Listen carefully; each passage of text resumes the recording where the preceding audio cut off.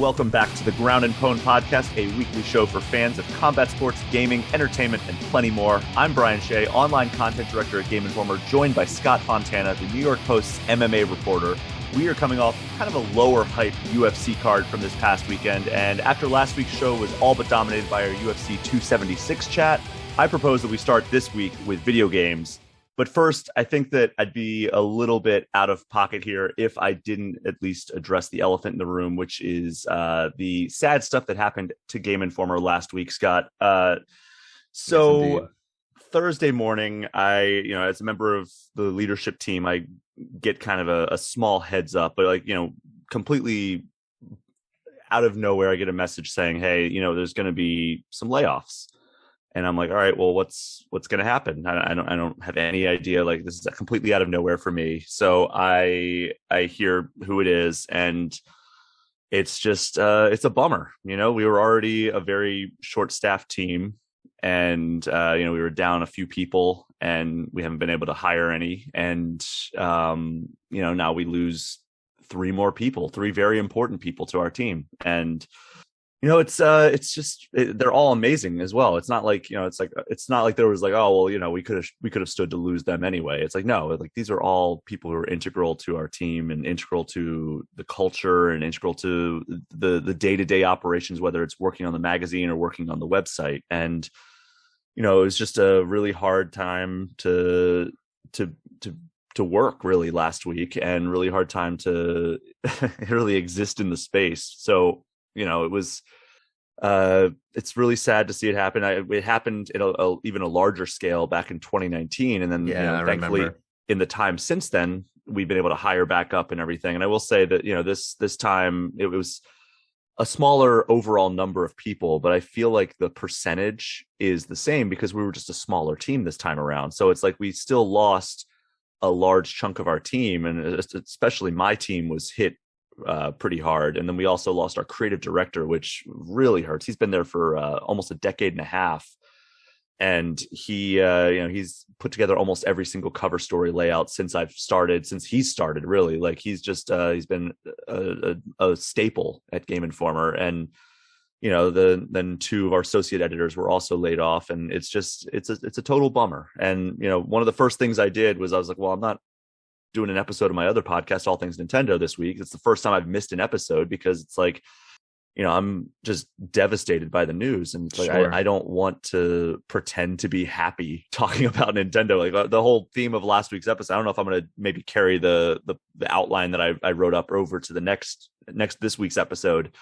But it was be like, hey, let's celebrate like the first half of 2022 and then look ahead to the second half of 2022. And it's like, no, I would be so disingenuous to put out an episode under those pretenses and try to be like in a celebratory tone and everything. So, I canceled the show, and I think I would have canceled this show too if we recorded on Fridays or Thursdays or whatever. But thankfully we have a weekend here. I was able to actually get together with two of the three people who were laid off, and have a drink with them. We met up at a brewery here in Minneapolis, and just kind of chatted and decompressed. And it's just incredibly, immeasurably challenging.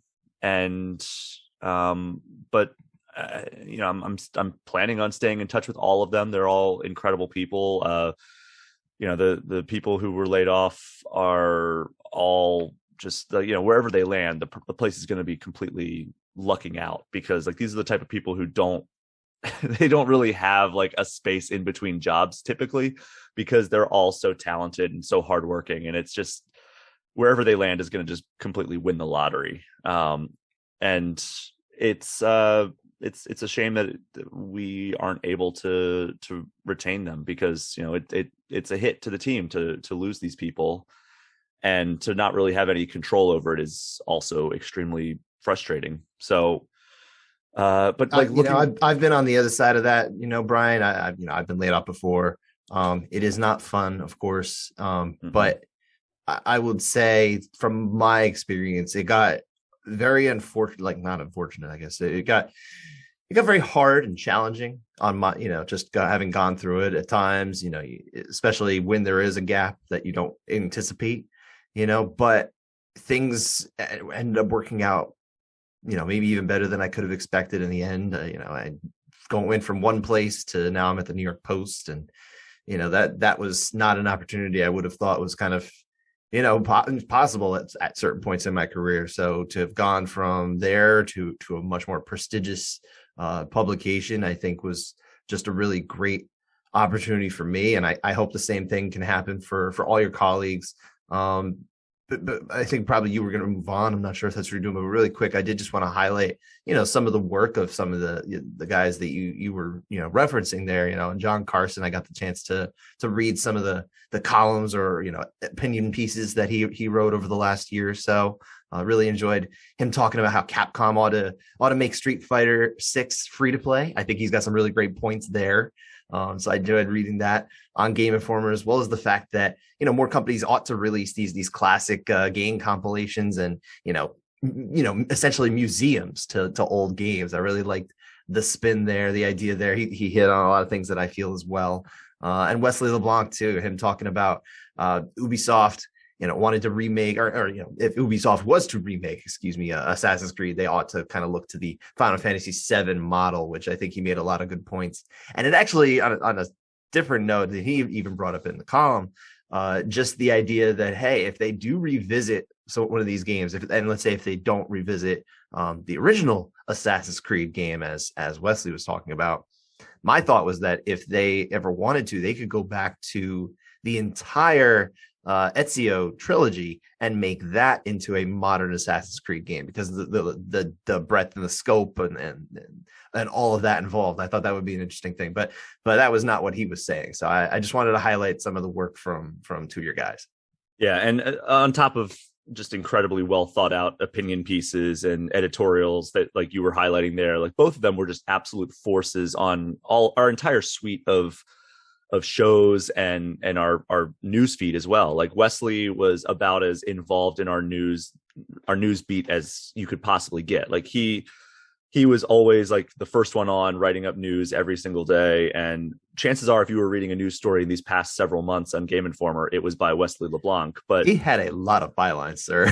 Yeah, he crushed it in that. And then John Carson, just always willing and always appearing on every single show that we could have. Like whether he was the co-host of a podcast called Video Gameography, where you start at one show or one game in a series and go all the way through it. Like, so they started, or I forget which one they started with, but they started with the Metroid series. They went on to Halo. They've done the God of War series, I think. They've done the Devil May Cry series. So it's like basically talking about like the development of the game, the story that's involved in the game, and the gameplay's evolutions throughout from series to series. And he was a co-host of that show. And then he was also a staple on All Things Nintendo and our streams as well. So, it sucks to really lose those guys. And I wish them nothing but the best. I hope that, I hope that they land on their feet, because it's just a tough situation. Then, of course, like not to overshadow Jeff Ackervick, because he is our outgoing creative director, and he is, he's been around twice as long as I have at Game Informer, basically, and he's done cover stories probably in the hundreds now, in terms of like ones he's designed, ones he's laid out, his vision. He and I basically revitalized the Game Informer social media probably early 2019, and the pandemic shifted a lot of the work off my plate, because my work was going out into the field and taking pictures of like when we went to events and when we went to like conferences and conventions, and then posting those. His was more like the design based stuff, and of course when the pandemic hit, that put a halt on a lot of the conventions and expos and events, so that put a lot more work on his plate. And now with him no longer with the company, it's like, all right, well, that's going to change the face of Game Informer social media. So it's just like, it's really a huge blow to the team. And it sucks all around. And I really hope that each and every one of them finds greener pastures and has just an incredible post GI career, because they all deserve it. They're all amazing human beings, amazing workers, and just amazing assets to any team that they land on, because they're just so talented and hardworking. Yeah, obviously you know them way better than I do. You actually know them personally, but I echo the sentiment. Of course, I hope they land on their feet. As like I said, I was able to as well, and I only say that because I really want to stress that there's a way out. You know, if anyone has any doubts about what's coming, there is a way out. I've been there for sure. And going forward, the tough part with Game Informer is like, we are so short staffed, and that's going to be a challenge for us for the foreseeable future. Like, we're going to have to keep pushing forward, and we're going to have to keep putting out content. We are going to keep putting out content. What my biggest takeaway from this situation, on a positive side anyway, is that we have an incredible community and an incredible industry that throws its support behind us. And it's just been it's blown me away to feel the support and the love from people in the video game industry and people in the Game Informer community, and to get that surge of support of like people reaching out. I probably got upwards of 150 DMs the day that it happened, and like the subsequent 24 hours, just people like throwing their support, like, oh my God, I hope you guys are okay. I hope everybody's like landing on their feet. Like, just the love and support from everybody in the industry and adjacent to Game Informer was just astounding, and it meant the world. And we're going to keep working extremely hard to earn that support. We don't want that to be completely like, oh, well, you gave us your support and we did nothing with it. Like, we want to, we're bent, but we're not broken. And, we're down, but we're not out. So we're going to keep pushing forward. We're going to keep working hard. We're going to somehow figure out a way to make this all work. And, hopefully down the road, we'll be able to become at least the level of staff members that we had in the past. Hopefully we'll be able to do what we did after 2019's debacle and hire back up at some point. And it's just it's a really tough situation, and I hope that the future is brighter for Game Informer. And I think that like in the near term it's going to be tough, but we're going to keep going, and that's all we can really do, right? Absolutely. You guys will get through it. I hope all of your colleagues will get through it. The ones who are no longer with the team, I hope they especially get through it. So I wish everybody luck. But you know what? We're here to we got some games we could talk about too. I think everybody can still enjoy the games no matter what is happening, because hey, you know what? Why are we in this, right? Why are we writing about games? Why are we talking about games? Because we love games. Let's talk about some games here. And the first thing that I wanted to bring up, because these jumped out at me during the week, and it's not necessarily because I'm expecting any amazing things or anything like that, but they jumped out at me as interesting properties to revisit and for them both to be announced within days of each other. And that is a couple of 80s IPs who have new games coming in the future. RoboCop Rogue City is one of them, and an Untitled Terminator. I guess it's an open world, I believe, is if I understood that correctly. So I think these are actually announced on the same live stream. From the same publisher. I missed the live stream. Thank you. And so the RoboCop one, it looks like kind of a linear shooter game, which I'm all in. That's all you need. And it's starring Peter Weller. He's not only doing the motion capture and the likeness, but also the voice acting, which is great. So the original guy in the 80s RoboCop movies. He also, if you remember, he also appeared as RoboCop in Mortal Kombat DLC. Yes. So he is not opposed to playing off that. Also, he appeared on, I believe, season 7 of Dexter. Not as RoboCop, though. He's been in a lot of stuff. He was in 24. He was in one of the seasons. He's a great actor. He's been in Sons of Anarchy. I think he was directing episodes of Sons of Anarchy too, because I just finished watching Sons actually. My condolences on the ending, but the rest of that show is pretty good. RoboCop Rogue City, again, looks like a shooting game, maybe a linear shooting game starring Peter Weller. I'm on board with that, but I have more love for the Terminator franchise as a whole. Like, RoboCop is good. It's probably been a good 20 years since I've seen a RoboCop movie. I mean, no, that's a lie, because I did see the reboot, which was completely unnecessary. It is unnecessary, and it's really not that great, but I actually still enjoy it, even though it's probably a little too antiseptic. It's a dumb popcorn movie, and for that I can enjoy it. But that's pretty much where I'm at. The original RoboCop, it's probably been a good 20 years since I've seen it. Terminator, however, I could watch any of those movies any day, except for the new ones. I haven't even seen the newer ones, but like Terminator 1, 2, and even 3, I could watch any day of the week. Like, I think those are great movies, and especially 1 and 2. But it seems like it's actually a survival game. And the way that I interpreted the trailer and kind of like the very brief descriptions that we got is that this is almost taking a page out of Alien Isolation's book, where it's like a survival horror game where you're just trying to escape a Terminator that's in pursuit of you. And you're just like hiding and doing all you can because it's like you have no chance of standing toe to toe with it. Just like, the character in Alien Isolation had no chance of standing toe to toe with the xenomorph. So it's like, that's extremely appealing to me. I'm not the biggest survival horror guy, but like a game of that nature set in that universe. I mean, because those things are scary as hell if you're not yourself a Terminator. Like, right? Sure. That was what the entire first movie you're was. Overmatched and you're just like, how do I get out of this?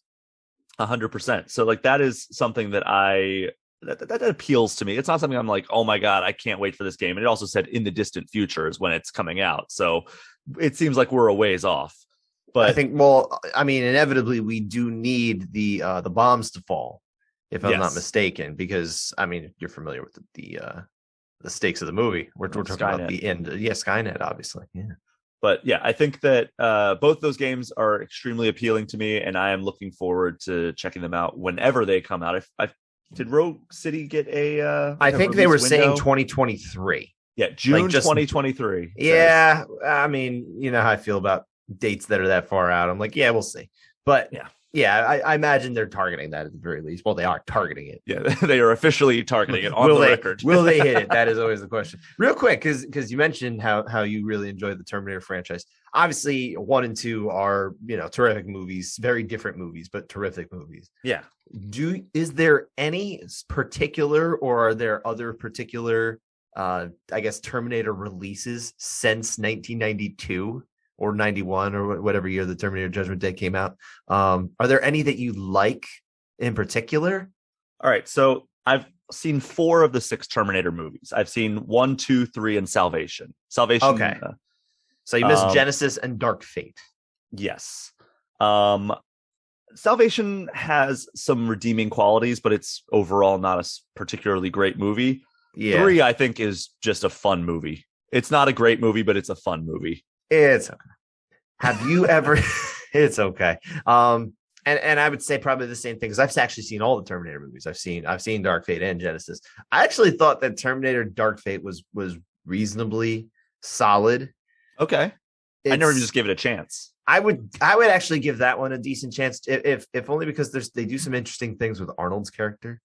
Okay. And there's obviously they got to find new ways to kind of make it going because really they should have just stopped at 2 movies, but because they legitimately tried to tell you that it was over then and, retcon that.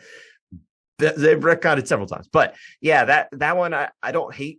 I guess I really don't hate any of them, but I kind of just like grudgingly accept a bunch of them.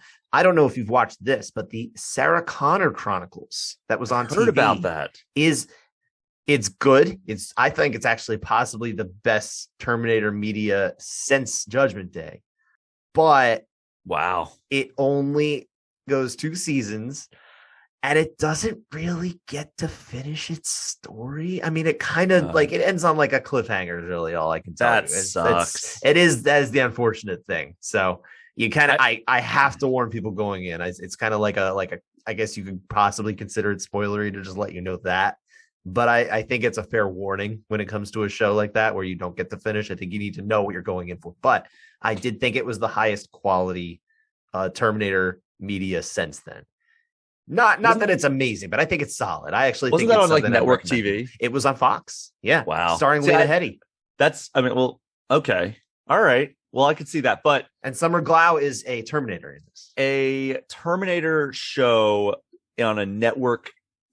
A television network is immediately a red flag for me. I understand. It's actually not that bad though, man.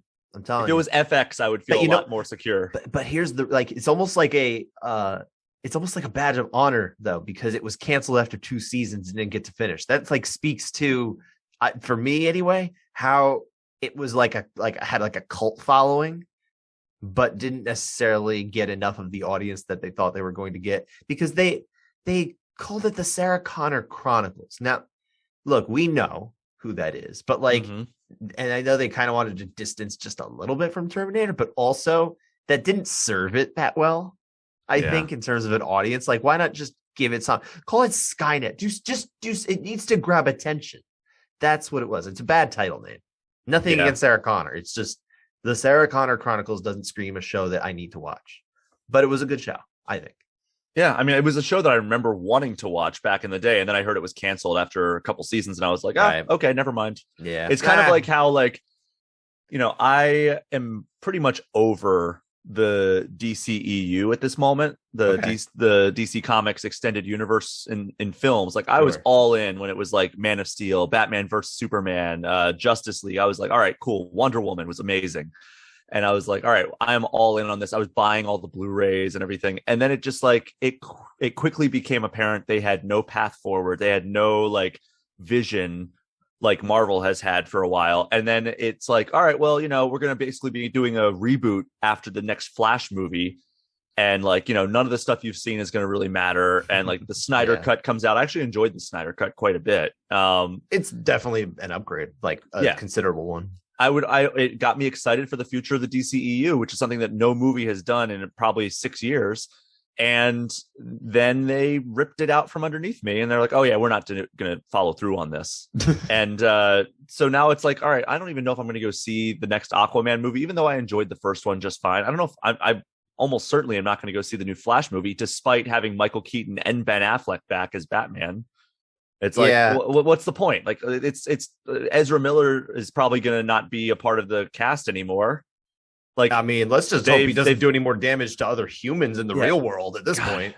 Or see, I don't mean he. I mean they. I believe is the right. They're just an unstoppable force. I saw a funny parody thing on like the week where all of the Supreme Court decisions were coming down. So somebody said like unmarked van drops Ezra Miller off in front of Supreme Court. Just knowing that they're going to wreak havoc, basically. Yeah, that sounds about right. But you know, it's kind of like that situation where it's like, all right, I know that like this is going to be basically everything is going to be retconned. So like, what is the point of watching all this stuff? That's almost how I feel about the Sarah Connor Chronicles, or how I did feel, where it's like, all right, it's canceled. No need to get into it now. I can understand that with a canceled show, especially one that, like I said, does end on a cliffhanger. But I will say, I guess I'm still okay with the idea of things not needing to be linked to each other. Like, I can still take a movie for what it is, you know? And I'm sure you can too. I'm not trying to say you can't, but yeah, I'm very much okay with things that are more standalone and less interconnected. I think it's okay to have, you know, these interconnected kind of things as well. But at the same time, it's like, man, I know what I got signed up for with Marvel now. And it's like, well, now I feel compelled to watch everything that comes out. And I'm like, sometimes it becomes a chore. I'm like, shoot, even if I'm interested in it, it's like, well, now I got to keep up with it because they're going to come up with another show in like a month. And then if I miss that, it's like, man, geez, I'm really behind. Well, it's okay because now DC is going to have 12 different Batmans and 4 different Jokers. So, you know, that's just the path forward for DC. We're going to have Michael Keaton. We're going to have Ben Affleck. We're going to have Robert Pattinson. I forget the other actor's name, the one who's, But, I bring Val Kilmer back. Well, I mean, Val Kilmer, I wish him well in his health too, you know, who had a very nice little appearance in the new Top Gun movie. All right, have we ever talked about what the best Batman is? Like, who your favorite Batman is? Oh, sir, that's another show. I'm gonna guess Michael Keaton. I'm gonna surprise you here, and we're gonna leave it at that because I'm not even gonna indulge it. We're gonna keep going after I say it. Kevin Conroy. Okay, all right, that makes sense. Yeah, you can respect Kevin Conroy, from the animated series and myriad video games. We will leave it at that, but we're gonna have our Batman versus Superman. Not Batman versus Spider-Man show one day, where we're gonna one of these days we're gonna kind of go maybe over after maybe the movies and stuff too. Maybe after the second or Spider-Man 2 comes out, whenever that is, I think next year. The second mainline Spider-Man. So we got Spider-Man, we got Miles Morales, and then there's Spider-Man 2 coming out, I think, next year. After that, we're roughly the same number of Arkham games versus Spider-Man games from this current run. So we could, I mean, I know we had Arkham Origins, but that's not a Rocksteady thing. We'll have not 3 Rocksteady developed Batman games, 3 Insomniac developed Spider-Man games, and we can compare them a little bit maybe after that comes down the pipe. Yeah, that makes sense to me. But there's another game coming down the pipe that we hadn't heard about really for like a little while, at least nothing really great. And then all of a sudden, Skull and Bones. We start to hear a little bit about this emerges from the fog. It did. It was like it had been lost at sea and somehow they'd found their way home. I mean, I'll be honest, I played it in 2015. Oh my gosh, or 2016. It's really been that long. And it felt like it lost its way. Like it's like, all right, what is like at that point? I mean, again, I haven't played the new one, but at that point, it felt like, all right, this is like that one part of Assassin's Creed that some people love, some people hate. Like, I'm not a big fan of the naval combat. It was cool, like when we first saw it. It's okay. And then it like, all right, this is relying way too heavily on it. I'm not a big fan of it. Like, I just want to, if I want to play an Assassin's Creed game, I want to play an Assassin's Creed game. Like, I don't want to play like Assassin's Creed pirate game. Like that was fun. That was a fun one-off. Sure. But then it's like, all right, every game just has to have this naval combat. It's like, I just want to go around being sneaky in bushes and like climbing stuff and then like air assassinating dudes. It's like, I don't want to hop in a ship and then have this extended ship sequence. And then like, but anyway, this just took all the other stuff out and just focused on the naval combat, which, you know, if you're looking for that, that's great.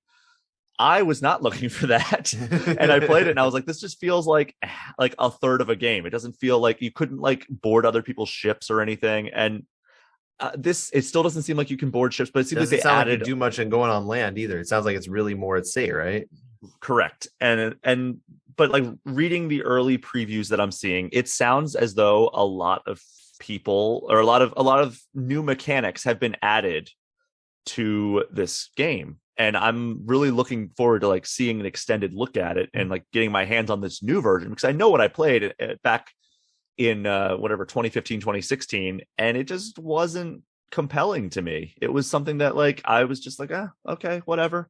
Like, this is a game that's going to come out and maybe I'll check it out, but I don't see myself being in love with it. And if they could right the ship and make it into something that actually pulls me in and draws my interest. And, you know, it was the added appeal to this game was always, it's the naval combat of Assassin's Creed, but now you can do it in multiplayer. And it's like, all right, that's kind of a cool hook. I do like that. Yeah. Cause I have friends that were at least interested in the idea of a pirate simulator, which I mean, more or less was what Black Flag was. And they really loved Black Flag, but you know, the fact that they can then do it together and that I might potentially be able to do it together, even though my schedule is terrible, which is why I never get to play with people.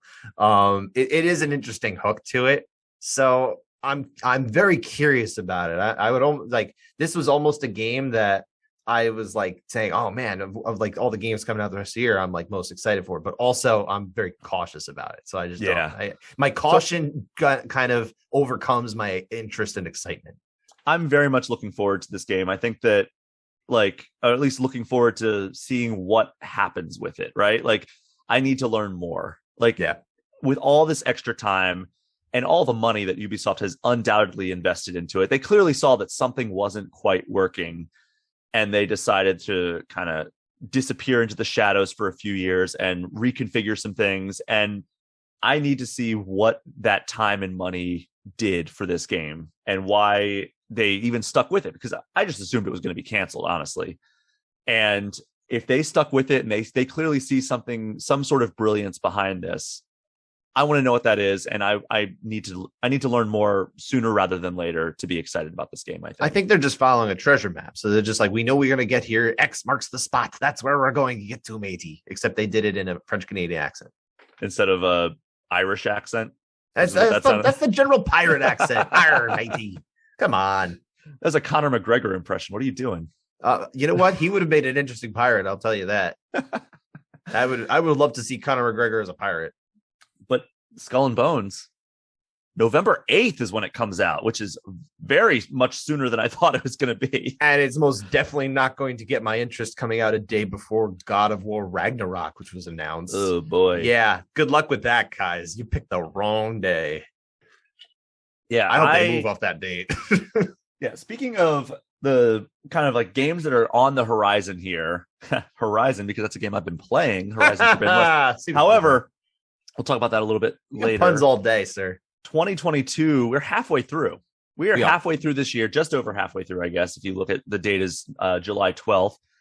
We got a pretty decent look at what the second half holds for us. So I want to go down and name each of our top 3 games that we're interested in. I have a feeling we're going to have a couple games on here, maybe just one game that's going to be the same. There's a decent chance. But I've made it no secret of what I'm looking forward to. So yeah. So let's start with yours. What are your top 3 games that you're looking forward to the rest of this year? Yeah, God of War Ragnarok, obviously. That's the one. This is the game I've been hyping pretty much for the duration of our show. I've been very excited for it for a long time. We got the reveal this week in like a 30-second what do you call it? A hype video? I don't know what you really call it. A teaser, thank you. A 30-second teaser that gave us finally the date, which is now it feels more real, because when Sony puts a date on things, I feel a lot more confident they're going to hit those dates. They're pretty solid about it, I think, generally. So they have my trust, and it's really, we're only at this point. It is July 12th when this episode drops. That is 4 months ahead of the actual street date. So I think I feel pretty good about it hitting there. So now I can be like, okay, this is what I'm looking forward to around holiday time. So that's one. Number 2, also not a surprise for people who know me, the Teenage Mutant Ninja Turtles Cowabunga collection. I'm cool with putting a collection on here, even though it's a bunch of old games stacked in one thing. I'm very excited for it. You can't tell me how to feel. That actually surprises me that, like, of all the games that are on the horizon here, you pick a collection of classic games. I love those games, and man. I understand it, though. I understand that you love these games, and I understand that, like, it's going to be great to have all these on a modern platform. Sure. But I'm just like, wow, that was shocking to me. This is not going to be the game of the year. No one's going to talk about it like that. No one's going to. It's probably going to be something that, like, we'll be interested in, like, as a news cycle for like maybe a few days, and then kind of it will disappear. But long after that, I will still be playing this game, and I will have a lot of fun. I already know I will like it, as long as it actually isn't playing like glitched or broken or weird or something like that. Like, just put the games in, and I'm curious to play some of these. They're doing other like tweaks to it too, right? The difficulty. I think like some quality of life stuff. Exactly. So I like that. It's Digital Eclipse, that is the studio that's doing it. They do an incredible job with like these older game collections. So I feel pretty confident this is going to be a high quality collection here. For sure. And then the last one I would point out is this one actually is a new game. And it's one that I'm also still cautious about. But my interest and excitement for it kind of outpaces it just because of the property involved and all that. Gotham Knights. Interesting. I think what it is, first off, I'm a big Batman guy. I don't even know. I've talked a lot about Ninja Turtles. We've talked about a lot about Ninja Turtles. I don't know how much I've really gotten deep into Batman on this show. I guess we did when the movie came out. Mm-hmm. But yeah, big Batman guy. Obviously, Batman is not in this game. That's the whole kind of premise behind it, right? It's kind of his. Isn't he? Come on, he's going to be in it at some point. Well, obviously not. Why would he be in a Batman game? But. I don't know whose voice that was. That was like a weird Joker voice. That was actually your real talking voice. You Sorry, I usually put on a radio voice. That's yeah. When I talk to my children, it's usually like this. Jim Varney. Yes. I don't even know if that's how he sounds, sir. I don't know. It's the landlord in Three's Company. Okay. No, that's who I'm thinking of. Fair enough. But yeah, I'm interested in this. I still can't figure out if it's supposed to even, like, I get it's not in the, they're saying it's not in the Arkham verse, right? It doesn't follow that kind of thing, but I'm still trying to figure out how linked to like kind of the lineage of the gameplay that this game is. I haven't really, maybe you can shed light. Maybe you know more than I do. Nope.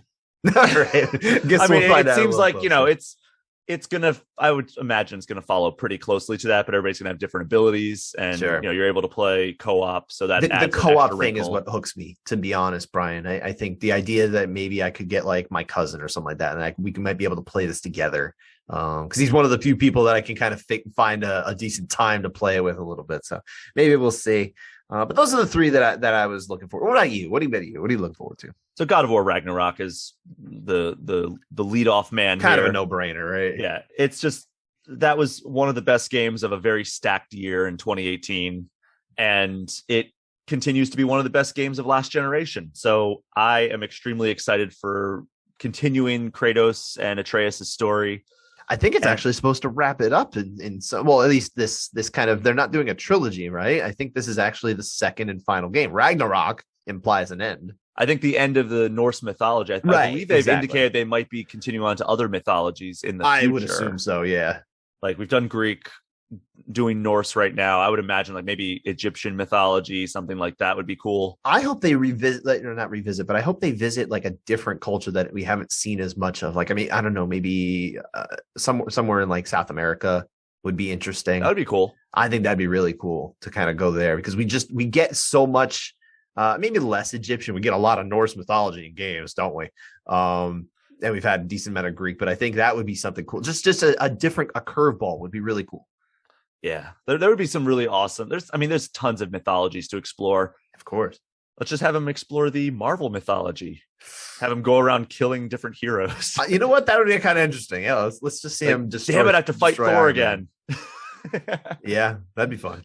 I do like, by the way, that like Marvel's just like, yeah, let's just incorporate different mythologies and call it our own. Like, yeah, Thor and Loki, yeah, they're ours now. Yeah, pretty much. But you know what? DC did the same thing with Greek. Of course, yeah. But and they always parrot each other, don't they? It's always iterations off each other. So God of War Ragnarok right off the bat. Yep. Overwatch 2. No surprise. The long-awaited follow-up to one of my favorite games of all time. We're finally getting the player versus player component of it this October. They announced that we heard about it in 2019. That was when they announced it. We did a cover story on all of Blizzard's announcements back in the day. And then like they were like, all right, it's probably going to come out in 2020. And I'm like, cool. And then they just disappeared off the face of the earth. And, there's a ton of terrible stuff happening at Activision Blizzard. Like you should read up on that for sure. Like make yourself aware of like some of the terrible allegations that are going on. It's a pretty big story out there. You wouldn't have to look hard to find it. No, but insofar as like just judging this game on its own and like, wanting to play a follow-up to one of my favorite games of all time, I am beyond excited for this. They're changing all kinds of stuff, including like the way you get the content. They're making it a seasonal delivery system where it's, I think, 9-week content or content seasons. And you get new skins, new maps, all kinds of new stuff over the course of these seasons. And every other season you get a new hero. So you have a regular schedule of when to expect new content. I'm excited about that. They're getting rid of loot boxes. There's different ways you can earn content without having to rely on Lady Luck. So you get to just like, I have to complete these tasks to get this skin. Cool. So that's something that's enticing to me. Also, like when the game drops in October, they're adding 3 heroes, I think 6 maps, new game mode, and they're changing it from 6v6 to 5v5. So there's all kinds of things to look forward to. They're redoing a whole bunch of heroes. So like Orisa is no longer going to be like shield based. She's going to be more offensive with her build out. So it's like they're changing the game. A lot of people are making jokes like, oh, this is just Overwatch 1.5, but like they are making a lot of changes while not completely altering how these matches are going to play out. So I'm excited for that. And, there's a ton of new content coming with the game when it launches in October. And they're considering this like early access. And plus, it's free to play. So like that's cool as well. And I won't feel so bad dropping a little bit extra money on a skin that I want, like buying like the season, the battle pass or whatever they end up doing with that. Because if I'm already getting in, this is a game I would very easily pay $60 for, but now, they're giving it to you free to play. And I'm hopeful that isn't going to be completely exploited, because I know free to play can also mean, all right, we're going to charge you for every little cool thing that you want. I mean, trust me, I play Marvel Strike Force on my phone. I know that's the nature of free to play games sometimes. Sure. But I'm hopeful that they will keep it to if you play enough hours, you can unlock a lot of the cool stuff, and then maybe you have to pay for certain things down the road. I guess that would be an Activision Blizzard decision, as opposed to, you can root for kind of the development team that's kind of making your game, right, and everything like that. But then there's also the like you alluded to, the hierarchy, the higher ups that maybe are less easy to root for, to be extremely kind. But also they're the ones that are probably going to dictate how the monetization goes in there and how that type of thing is. So you're at their mercy. I wish you good luck in that one, because obviously I'm not a big Overwatch fan, but yeah, I adore Overwatch. So I'm hopeful that that game comes out and it kicks all kinds of ass and it's not a free to play exploitation fest. yeah. But my third entry on this list is Sonic Frontiers. Also not a surprise.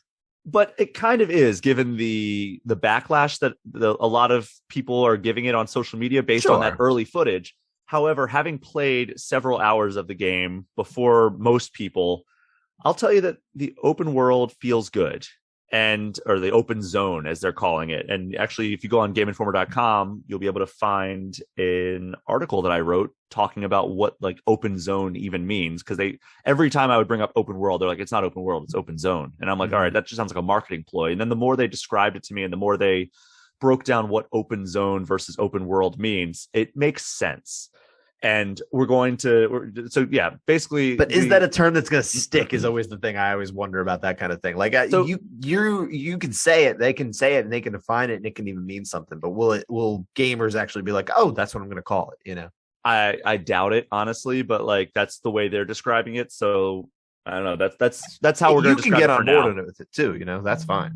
Yeah. So I am looking forward to learning more about Sonic Frontiers, playing more of Sonic Frontiers. Like I said, I've only played about 3 hours, and it's one that is circled on my calendar whenever they give it a date finally, because right now I think it's just holiday 2022. Right. But it everything that I've played has been fun. There's some stuff that like needed some polish, but it's an early game, so of course it's not done yet. Yeah. So like that's the last thing that you do. It. The last thing you do in a video game is typically polishing it. And that's why Sonic 06 is so notoriously bad. They had to rush out the door. So they basically skipped a lot of the QA. And that's why it was such a glitchy mess. And, what I played had some polish problems, but that's because that's what the last several months typically are devoted to in that game. Or in any game. Maybe just because of the fact that Sonic actually has had that happen before, and gamers and, people in general tend to get very, I guess, what's it called? Almost PTSD from it. It's kind of like, well, this happened once, so it could happen again. And people don't forget. Like they have these long memories when it comes to this kind of thing. So think about like any annualized sports title. The one after the worst game always pays for the sins of its predecessor, right? Like so, Madden 22.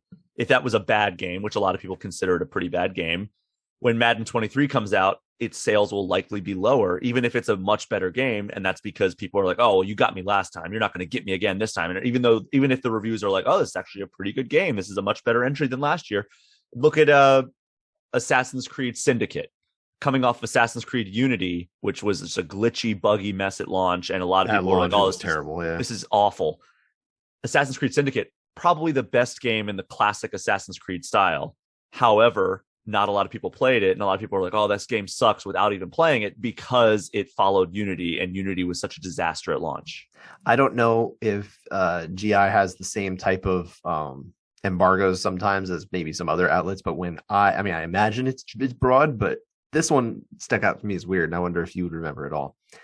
When I reviewed Assassin's Creed Unity for my outlet at the time, I was given an embargo date of noon, day of release. Not even the morning, not midnight, noon. So people could purchase the game before I could give my thoughts on it, and they could play the game and before I give my thoughts on it. And that was definitely a warning sign, a very big red flag for a game like that. Such a terrible embargo policy, and I hate those. Like, I hate it's the only one I'd ever seen like that. That was egregious. Every once in a while you get that, but like also it always looks bad, even if it's not the case. Like I remember one early on was Bulletstorm, and like when I was starting to review games, Bulletstorm was an early one where I was like, this game is actually really fun. Why is the embargo like the day before release? Mm-hmm. Like, or why are review copies not coming in until like 2 days before release? Like, this game looks like a lot of fun. It's done by a great studio. Why are they like, it's like a lack of faith in the game? Is that what it is? Like, but that's the perception, even if that's not the case. Sure. Even if it's just like, hey, we're wrapping up a whole bunch of stuff, we're like working our best to get you the game. it's like if it comes in that late, it feels like it's kind of like a lack of faith placed in the game, and like they're trying to hide reviews and not make it so there's a lot of reviews out there at launch. But like that game ended up being a blast, and like in the case of Assassin's Creed Unity, it very well may have been, we know this game is a buggy mess and we're not going to put it out. I mean, I can only speculate because, you know, I wasn't at Ubisoft. I'm still not at Ubisoft, but you know, like it's difficult to get into their minds, but it's hard to look at what happened there and knowing what happened afterward and not say to yourself, well, there was obviously something a little strange here. Mm-hmm. It definitely had a bad faith feel to it. And I'm not going to make accusations, but it's like, look, we have eyes, and that's what it looked like to me. I have no problem saying so. Yeah, I would agree. And you know, it's always a bummer when embargoes hit that close to release or even after release in that case. Like it just, it doesn't serve anybody well, right? It doesn't serve the outlets well because, you know, people are playing the game. They don't need to, like, they may have already bought the game. Why do they need to read a review? It doesn't serve the players because they don't get to see any opinions before release. It's like, all right, well, do I just hold off? Like, are reviews ever coming out? Like, did they send any review copies for this giant game? And it's like, nobody wins in that case aside from the publisher, from people who buy the game without any informed opinions whatsoever. It's short-term gain, long-term loss, I feel like, and it kind of erodes trust. And I feel, but you're right, to go back to your original point, you know, Syndicate obviously I think paid for the sins of Unity, like you said. I thought Syndicate was fine too. I didn't hate it. I loved Syndicate. You know, I think it was like a decent way to go out in the old form of Assassin's Creed, because they just don't make the games like, they don't make them like they used to. But no, they really just don't make this type of literally Assassin's a different Creed style. Where they stopped making that. It's true. But yeah, so obviously those are some interesting games. There's a bunch of interesting games coming out, but those are kind of catered to my interests. Those are the ones you highlighted, seem very catered to your interests as well, and that's for sure. We're talking about what are you most interested in. We're not saying what do you think is going to be the game of the year, right? These are two different conversations. We'll let that play out in real time, right? But we did have in the first half of the year some really amazing games come out. And I just went real quick by Metacritic because they had put out like kind of their like top games of the year kind of thing so far, top rated games of the year aggregate. And so these are the top 5 new games. And I say that because there was one that was kind of a re-release with like extra content, that kind of thing that I omitted here. So of these 5 games, I would say, what are you most excited to play? Maybe that you haven't. They are Horizon Forbidden West, which I know you're playing. Are we counting in descending order? Like this number 5? This is 5. Well, I think it's tied for 4th is what it is actually. Okay. So Horizon Forbidden West is tied for 4th with Nordco. Rogue Legacy, I want to say it was number 3. Rogue Legacy 2, excuse me, was on its own at number 3. Neon White was number 2. You know what? These might have been tied as well because once again, we were one of these actually that I omitted was kind of high up here. Neon White and Elden Ring was number 1. That one I can tell you. So of those 5, and I think you did play Elden Ring as well. I don't know if you played the other ones. Are there any of those that kind of jump out at you? Something you're really interested in checking out? So I've played 3 of the 5 on this list. Elden Ring, I probably put a good 10 hours into it, and I said, nope, not for you. From Software games, still not for me. This is as close as they've gotten to being for me, but it's like, I just, maybe I'll start over again at some point, but I've been saying that about Bloodborne for 5 years now, so, or 6 years. I don't think you're doing it.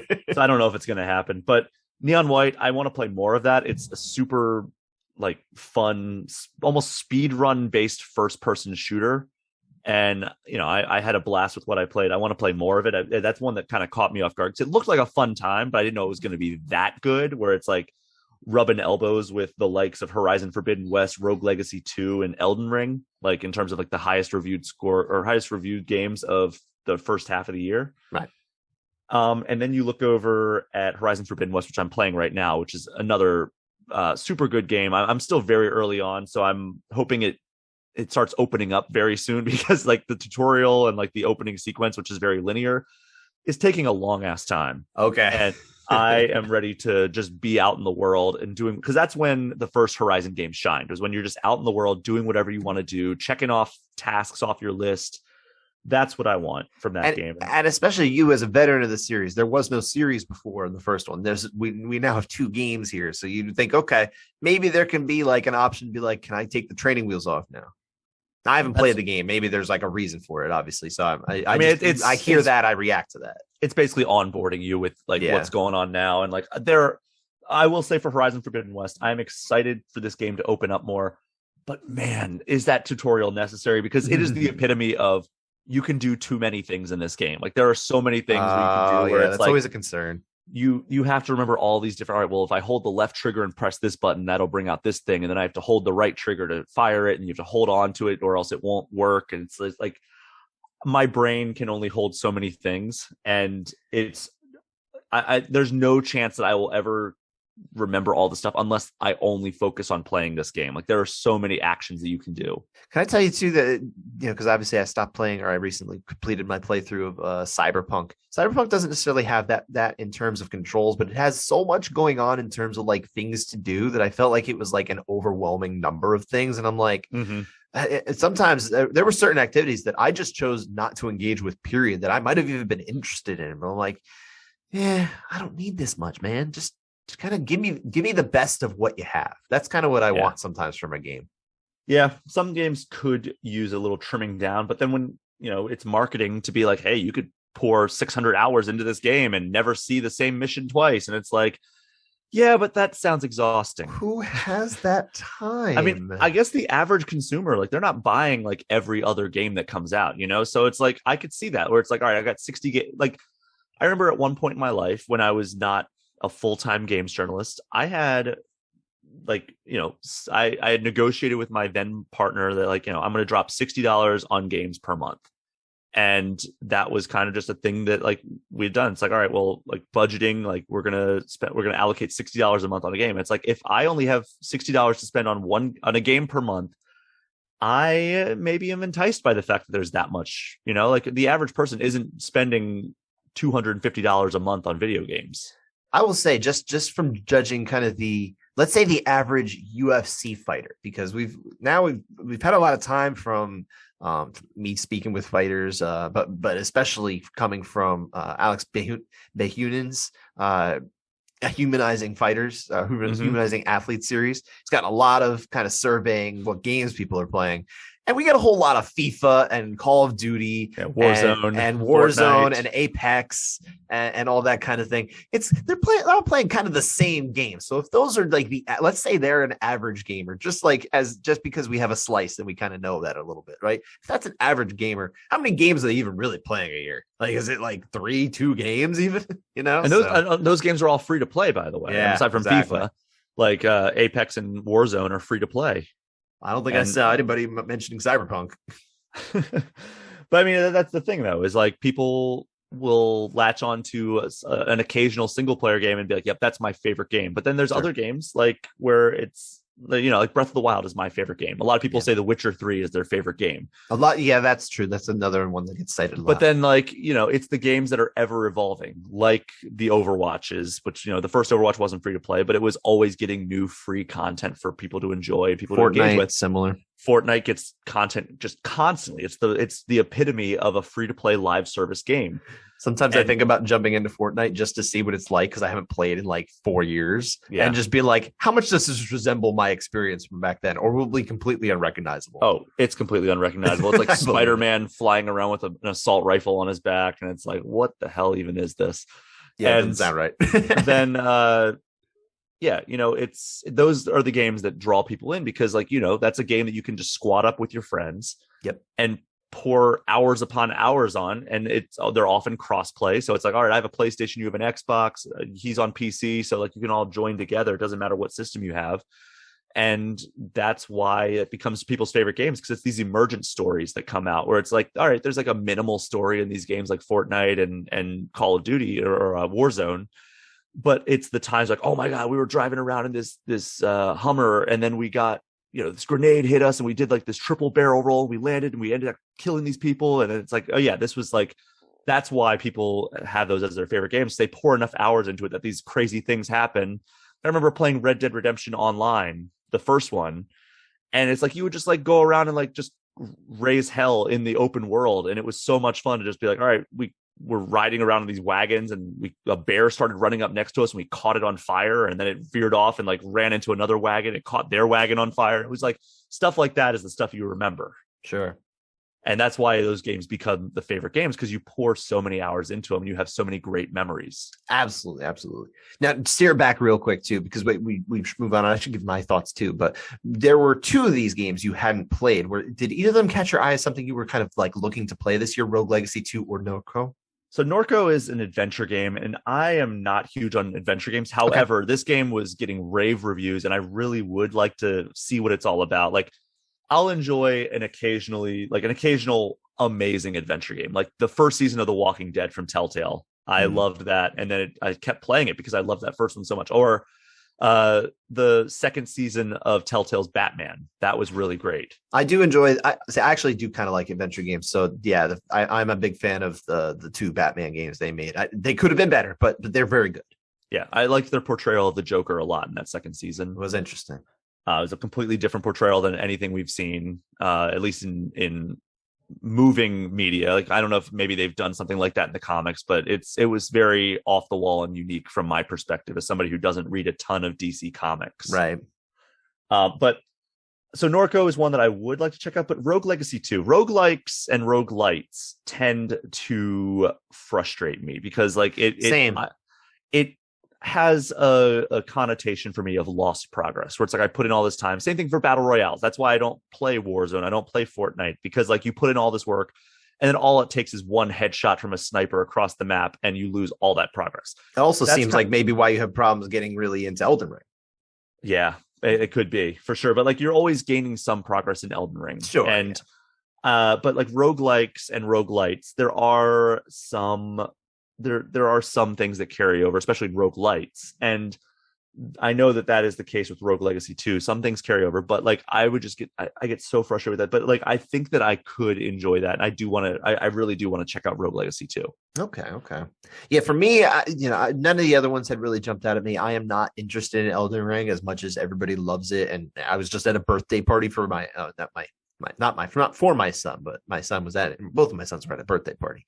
And I was talking with other dads, and a bunch of them were either like, I need to buy Elden Ring. I've been putting it off. I got to do it. And then other ones were like, yeah, I've been borrowing it from the library, like back and forth all the time. Dude, you can do a lot of ways.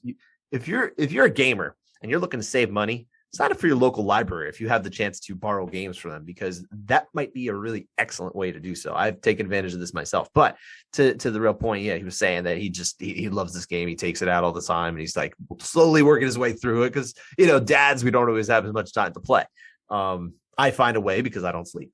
And that one doesn't jump out at me. But Horizon Forbidden West, I'm very, very interested in. That is one that, if we're talking about games that I'm interested in for the second half, I'm interested in the second half in buying Horizon Forbidden West at a price that I can, more comfortable with. Not that $60 or $70 is, a ripoff for a game, especially of a quality game like this one, as the reviews at least indicate, and of my interest in general. But I don't need to play it now. I can wait. So that's what I'm going to do. And I'm very excited to get to it when I do. You played the first one. Oh, yeah. I actually played it earlier this year.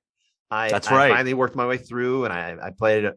I played the DLC as well. So I think I got the platinum trophy in the game, to be honest. There you go. It's a great game. I'm very interested in that one. So that's the one that jumps out at me as what I missed from the first half that I would like to go to. So we've talked about what I've been playing, Horizon Forbidden West. I'm having a good time so far.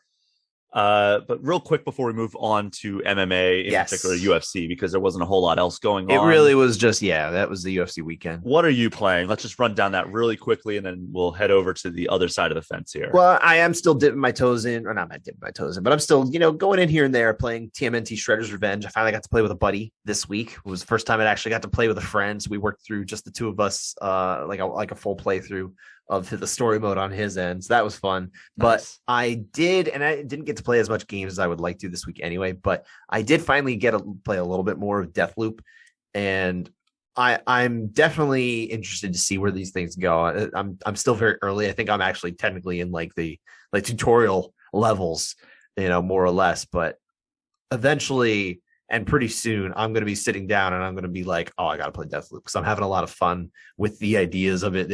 These levels are kind of like a quick hit too, which is nice. I'm kind of in and I'm out, and it really feels like I'm making progress every time. Because sometimes when you play, especially when I was playing Cyberpunk, some of the quest lines can take a really long time. And it's like, man, I kind of just want this one to be over so I can move on to the next thing. I like when I can kind of quick hit it and get out. And that's definitely giving that to me in Deathloop. And it's engaging, it's quick, it's kinetic. There's a lot of fun to be had in this game so far. I'm really enjoying it. I regret not finishing that game because I got close to the end and I just didn't finish it. Now I think it might be difficult to go back in. Oh, as far as difficulty and that kind of thing? Or? Difficulty, controls, remembering what exactly was happening in the story. Sure. I just think that I was pretty close. I mean, I would say I was probably 75% through the story if I had to guess. Unfortunate. And it's just, I fell off I think I had a review game come in or something, and I had to devote all my time to that. And I just moved on to something else that came out, and I was excited to play that. I was like, oh, that's a quick game. I'll get through that. And then I just never went back to Deathloop, and I'm bummed about that. Have you ever thought to, or do you ever do this where maybe you get far in a game, you didn't quite finish it, that you're like, maybe I'll just go on YouTube and watch the story, play out the end of it or something like that? Have you ever done that? I think I did that with Persona 4 Golden. Okay. Because I remember I was like, well, that was really underwhelming. And then one of my coworkers at the time was like, oh, well, you didn't get the good ending. And I was like, how do you get the good ending? Oh, you had to say yes when they asked you this question instead of no or something like that. There was a question they asked, and I answered it incorrectly, and it just spit me out at the end of the game, basically. And I was like, oh, well, that sucked. What happened there? And then it's like, oh, we'll just go back and reload an old save. I said, I only had one save file. And she's like, you always keep multiple save files. So I would have to replay the entire game in order to get to it. So I'm like, oh, screw that. That's an 80-hour commitment. So I went back and I just watched it on YouTube. I'm like, oh, yeah, that was much cooler. Yeah. I have a buddy who he got to the last battle of what was it called? Star Wars Fallen Jedi, right? Or Jedi Fallen Order. Jedi Fallen Order, thank you. Which I had beaten. And I had told him, because he was having trouble. He's trying to beat this thing. He said he tried it 100 times and he kept dying. He couldn't quite beat it. And I was saying to him, oh yeah, let me come over. I can beat it because I had just played it recently. I'll beat it for you if you just want to get through it and see the thing. He's like, yeah, sure. Sounds good. Then the pandemic hit and I didn't see it for 2 years. So that wasn't a thing. And then by the time it kind of came around, it's like, well, I'm not going to be good at this game anymore. So I just left it alone. And I was like, you probably should just go on YouTube and watch. He's like, yeah, that's a good idea. So I don't know if he did it or not, but I hope he one does. Of the coolest moments in modern gaming, I would say, is the ending of that game, or one of the end sequences. I should actually point out this particular friend that I'm referring to, Brian. He's the one who designed the Ground and Pwned logo. Oh, shout out to him. Yes, indeed. Joe, we appreciate your work. But yeah, I think that's probably wraps up our games conversation. Yeah, we went about as long on this week's episode of gaming as we did last week's episode of fighting, and deservedly so. I think this. Yeah. I like to talk about games. Unfortunately, sometimes the UFC, and it's not unfortunate, but the UFC conversation can dominate because it's demands to be talked about every week, right? It's a machine that must constantly be fueled. It must, absolutely, and usually with Monster Energy drink, I believe is typically what they like to fuel, or is it P3 protein packs? Yeah, the official protein snack of the UFC. Indeed, yeah. But it runs on Toyo tires. We know that. Yes, it does. But this event that we just had over the weekend, like you said, this was not a big fight night. We talked about it last week just a little bit at the end of the MMA conversation. It was headlined by the Battle of the Rafaels. Rafael Fiziev getting the win this weekend over Rafael dos Anjos. Great fight in terms of, I think, an emergent performance from Rafael Fiziev here. It wasn't that it was a competitive fight. It was a solid fight, but I think we knew more or less running away that Rafael Fiziev was looking like, oh man, this is a good performance for him. Started to fade a little bit, but then he comes back strong in the 5th round and gets a knockout. God, yeah, that was a pretty vicious knockout too. And you don't see a lot of guys do that to Rafael dos Anjos. Rafael dos Anjos is a savvy veteran. And a former champion who defended his belt. Yeah. And, this is the guy that he was supposed to fight Conor McGregor back in the day before he Did Conor McGregor ever defend a belt? I can't remember. He did not. Oh, that's right. He's never defended a championship. He had 2 belts in the UFC and didn't defend either one of them. But Rafael dos Anjos, same thing at Cage Warriors. He did the same thing. He's literally never defended a championship. But that makes sense though, because didn't he leave right from that to go to the UFC? Well, yeah, but my point that's is like being drafted. There's never been a point in time where he could even say that he's defended a championship belt. That's a real point. But I'll give him a pass on that, because that's like winning the MVP in AAA baseball, and then it's like, oh, they're calling me up to the majors, so bye. It still points to a pattern. I agree. Yeah, but anyway, Conor wasn't here this weekend. Rafael Fiziev was for sure. Because I mean, that was an impressive performance. The fact that I didn't realize his takedown defense was so solid. Yeah, I mean, they kept citing the statistic, right? 95% takedown defense or whatever. But this is a huge step up in competition. It was a huge step up. Yeah, and not that Dos Anjos is like a takedown monster, but he's a well-rounded, again, former champion fighter who, let's face it, he's still in the twilight of his career, whether he is, a well-worn fighter or not, and I don't think he is. He's still in the latter part of his career. Very late in stage in his career, I would have to think, but he is a very well-rounded fighter, so he can mix it up, which is obviously what makes it a lot harder to stop the takedown. If you know it's coming, you can defend it a little bit more. With him, you got a lot going on there, and he still was able to defend most of what was going on. Not all of it. He got one through. It was barely, but this was such a huge step up for Fiziev. And, he's fought Brad Riddell, Bobby Green, Renato Moicano, Mark Chikasi. Like, these were solid fighters, all good fighters, but not former champions in the UFC. Who were in the rankings as high as they are. Exactly. Well. So that's the other thing. I mean, this will jump him in there. I don't know where he lands, but he's now in the the deeper conversation at lightweight, which is he's going to be in he's going to be in the top 10. Let's look at what the UFC rankings even are right now. So, lightweight, this is before they shift it for the stuff that just happened. Right. So presumably we have Fiziev at number 10, which he should be number 9 because Oliveira should be champion, especially now that Daniel Cormier has admitted to his towel antics. The lightweight division has a champion. His name is Charles Oliveira. It does. And so you got to think that he's going to jump up at least to 8, which would put Mateusz Gamrot up to 7. Or maybe he leapfrogs Gamrot and goes up to 7 where Dos Anjos was. I mean, here or there, it's probably going to change anyway. The ranking system is such a weird thing, but he's squarely higher up in the rankings. And now I think you can really start to say, okay, because he's beaten the caliber opponent he has, now it starts to look like, okay, maybe he can get some of these bigger matchups that are going to get him real close to that title shot. I don't know if he can get there within a year because of how stacked it is, but if he gets the right matchup, you never know. Speaking of Conor McGregor, and I'm sorry to go back to this guy, why is he still ranked in the lightweight division? Because the UFC will do everything in its power to keep Conor's name out there because they're in the Conor McGregor business. God, it's absurd. It is. What's his last win in the lightweight division? Was it Eddie Alvarez? I believe it is Eddie Alvarez in the lightweight division. His one win in the lightweight division? Correct. He's won one fight at lightweight. Yeah. God. That is it. That is it. It's been fun. Enjoy your number 12 ranking from your win 5-6 years ago. It's more like he's enjoying let's say all the fun that comes with having a lot of money and few cares. Yeah. He knows how to have fun. That's what I hear. Mm-hmm. Water safety. But anyway, yeah. So I think that Fiziev is doing he's I think maybe even exceeding expectations, because when he came in and he was fighting Chikasi and he was doing like these matrix leanbacks to avoid the high kicks, like I was like, all right, this guy's a fun action fighter, but is he going to be able to like take that step up and fight like the grapplers of the lightweight division? Is he going to be able to take on these well-rounded fighters that can do more than just strike? And sure. Dos Anjos is one of those guys who he can definitely do more than just strike. And he stood toe-to-toe with him the whole thing. He defended takedowns, and then he knocked him out in emphatic fashion. And he was able to keep it where he wanted it. That was the real great thing. I think that this was his real deal moment. Like, this is he is here as a legitimate contender. Okay. Give me one outside of this fight.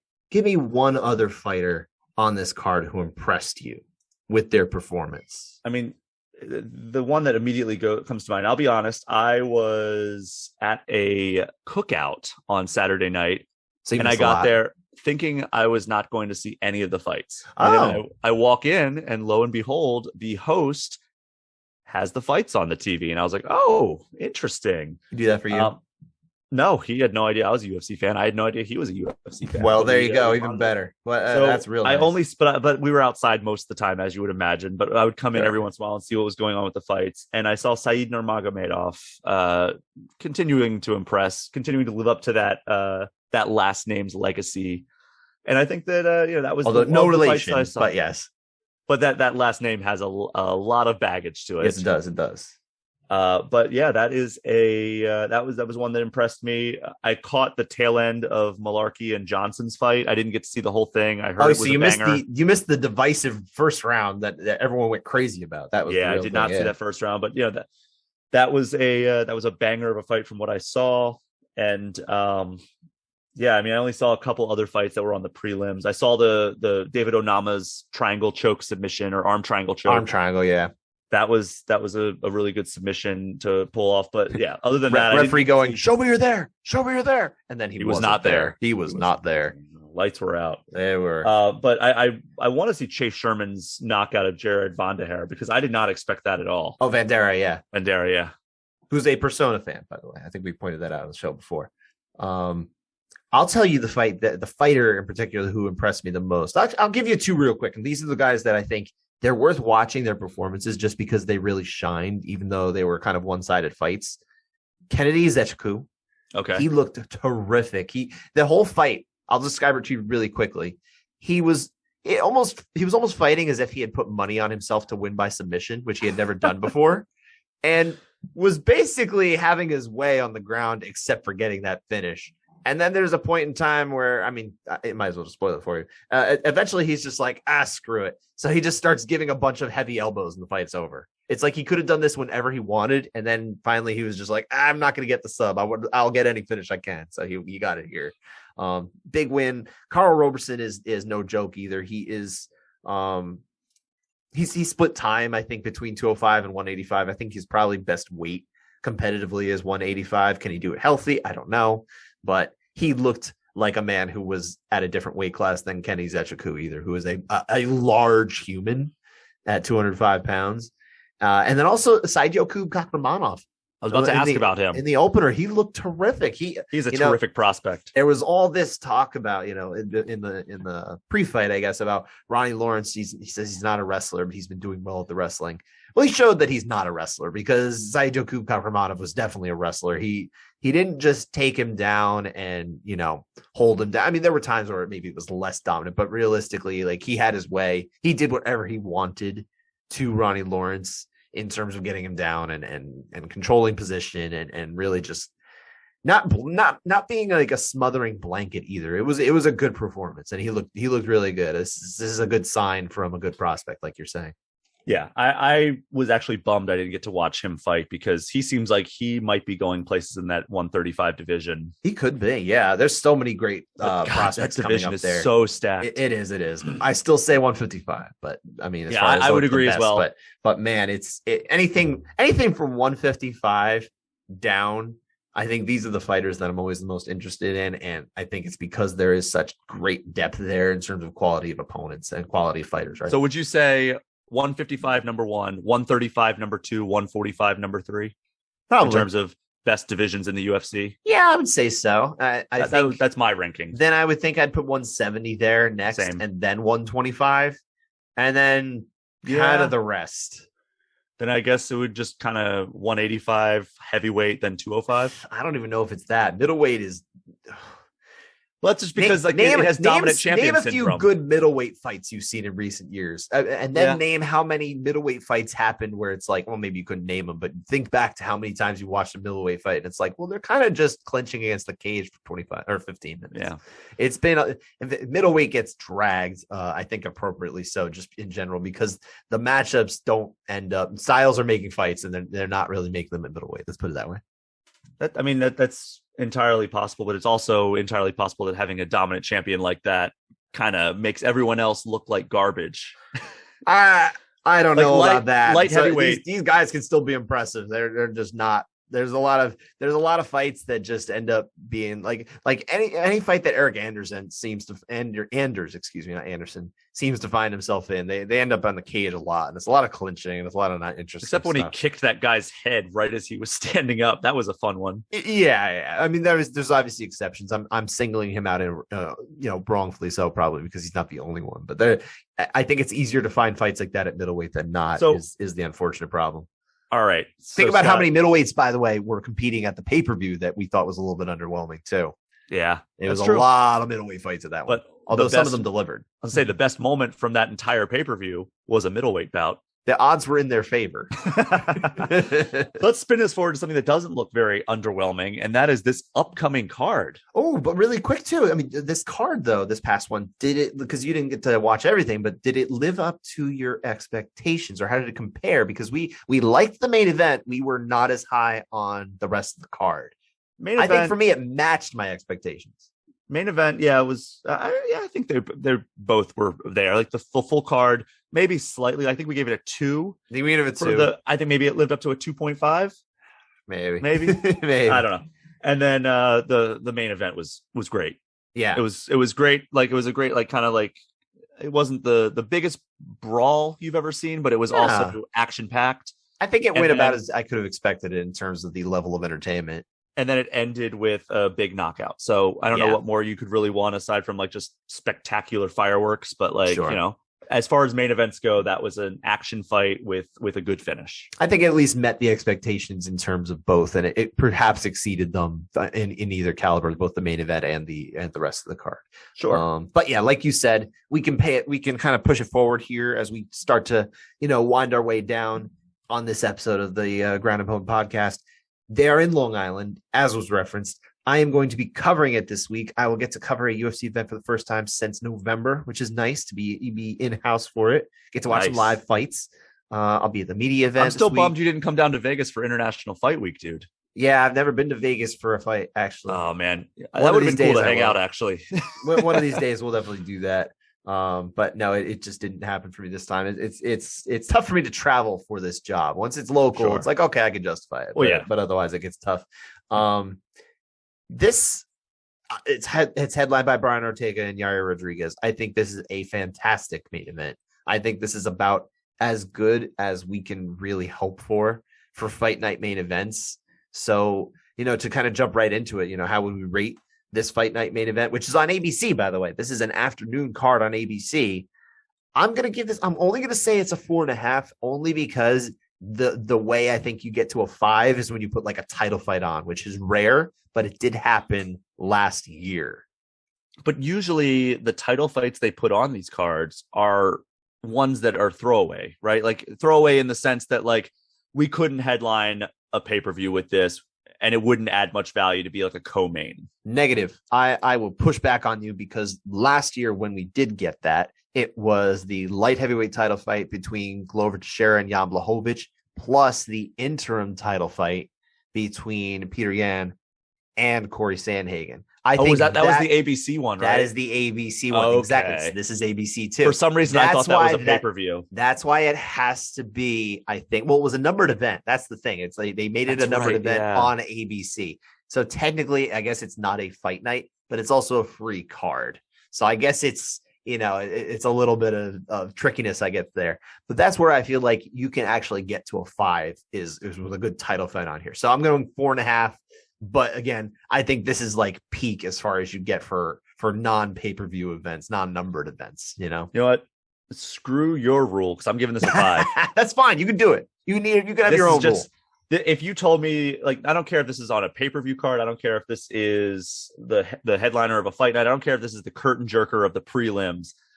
If I see this matchup, I'm saying that is the fight that I am going to have to watch no matter what is going on. That is the fight that that's appointment viewing, right? Sure. That's fair. Like these two guys are all action. I mean, of course, there's always things that can happen, like Derek Lewis, Francis Ngannou, but this is a fight that I'm like, oh my God, that looks like it's just an all out banger. That looks like styles that are going to be really fun to watch, colliding. They both come forward constantly, and they both got pieced up by Max Holloway. Well, you know what? At the very least, Yair Rodriguez was able to, I think he won at least 1 or 2 rounds against Max Holloway. He put up a decent fight, especially late too. So I think he was losing early and he kind of dug deep. So that's something to watch out for too. I think that's the neither of these guys fades. I don't think for days. Yeah, they've got a lot of heart, and the fact that they're going against each other, I think it's going to be just a spectacular fight. So yeah, I think you're justified in going to a 5. My technicality aside, it's a fantastic fight. For sure. So what do you think about the rest of the card then? What is your 5-star scale on that? The rest of the card, I like it too. It's I'm gonna put it at a solid 4.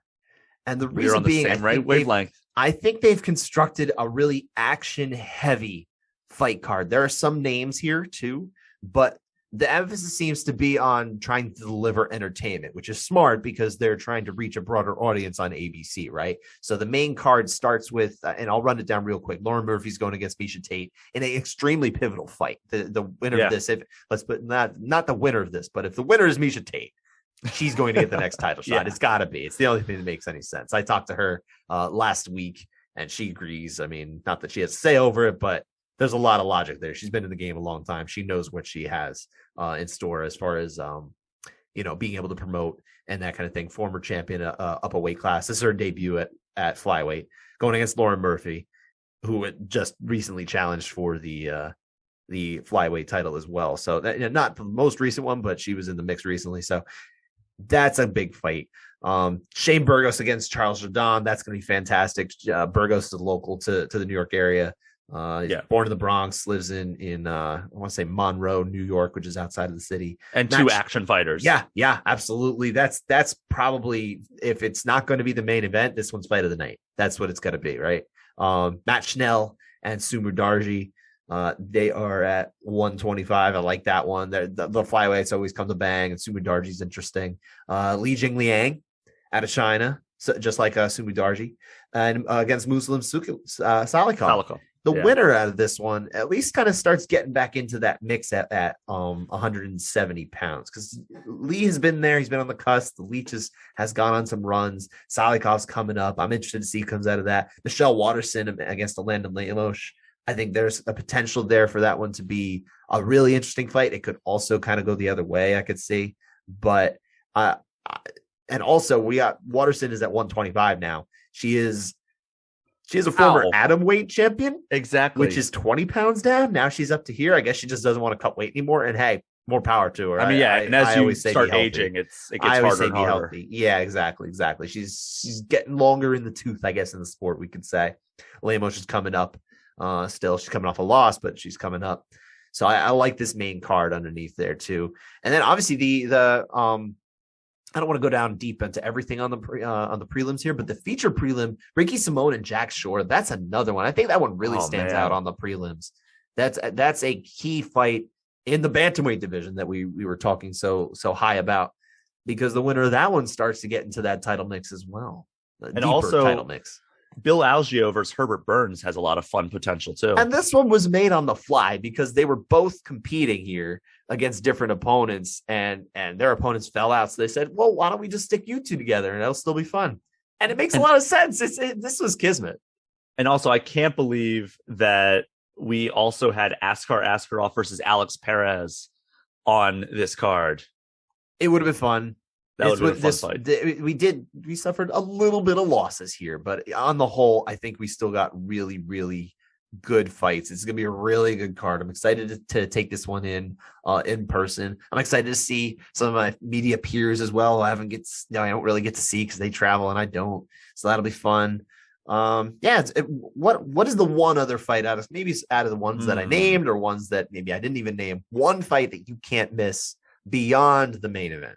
Because remember, this is taking place in the afternoon. It's a weird. It's got to be Burgos versus Jourdain. Yeah, that's just. I mean, what else? I mean, that honestly, that could headline a fight night if it was like maybe a little bit down the road in both their careers. I think less Burgos, more Jourdain. I think he needs a win over someone like Burgos to get to that point. But you're right. I mean, look, if they put that out there and people tuned in, it would absolutely deliver, I think, in the same way, maybe even more so than we had from Armin Samukian against Mateusz Gamrot. That was kind of the parallel I was drawing in my head, where it's like, all right, maybe not two household names, but they are guys that are maybe going to be players in this division in the very near future. Yeah, I think that's fair. And they're also action fighters. I mean, really, the one that would be able to headline is Miesha Tate against Lauren Murphy. Absolutely. Because Miesha has headlined cards before, and she's former champion. She's got crossover appeal. And now she's got even more interesting appeal because she was on the Celebrity Big Brother earlier this year. I forgot about an experience she told me when we were speaking last week, and she kind of brought this up on her own, how much she really did not enjoy the experience. Like she's happy she won money And that's pretty much the only thing she's like taking away from it. She didn't think it did enough for her career, like her fight career specifically. It was kind of a roadblock, she described it as. And she didn't get to see her kids. They pull her up at like 3 a.m. to sit in front of like halogen lights and do all these interviews and things. It was like just a terrible experience, really.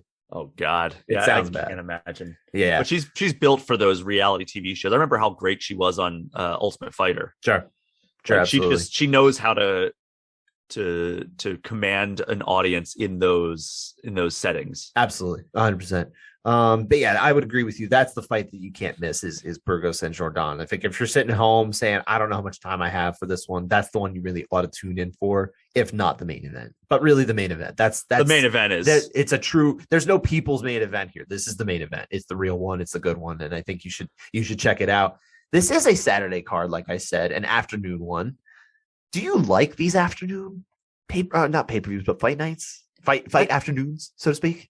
I think every once in a while they're good, right? Like, especially when you get a card of this magnitude where it's like, all right, I'll devote my entire afternoon to this, or in this case, part of my morning too, because I think it starts at 11 a.m. Eastern, right? It starts 11 Eastern, so it's 10 for you Central. 10 a.m. my time. So 8 o'clock for those on the West Coast. My goodness. Wake up, go watch your fights with your bowl of cereal. If I do, in fact, keep my Saturday open, this will be the bulk of my day. But like, no matter what, I'm going to try to make it home for that entire main card because it's just like a great lineup of fights. But yeah, on occasion, I do like having these, and it's nice to like end at like, what is it going to end? Like 5 or 6 o'clock? It's probably like at the very latest, if there's like all decisions, I'm going to ballpark it at 5:30 Eastern. Okay. So yeah, it's latest. It's probably I kind of enjoy that because then I have like an evening where I can just do whatever and relax or like hang out or go out if I'm feeling so inclined. Like, yeah, it's nice every once in a while. And I bet it's nice for the members of the media who don't have to like stay up until 3 a.m. writing their recaps. I am thrilled for this. I'll actually get to like go out after and hang out. It's like, it's going to be wonderful. I can't wait. I'm very much looking forward to having a nice chill Saturday afternoon. I like them because I wake up in the morning, it's 10 o'clock is when it starts. I can just like make myself a breakfast, brew myself some coffee, sit down and watch some half-naked men beat each other senseless. You said it. I think we can end there, right? That's our show for this week. If you like this show, I hope you're liking it. You're sticking with us. Make sure you subscribe. Apple, Spotify, YouTube, Google, and wherever. We're all over the place, right? And if you like what you heard, would you kindly follow our social handles at Brian Pichet and at Scott_Fontana on Twitter and Instagram. And of course, if you want to reach us with questions, feedback, or just topics you'd like to hear us talk about, hit us up at groundandpwnedpod@gmail.com or at groundandpwned on Twitter. Until next time, enjoy the fights, enjoy the games, and we will talk to you next week.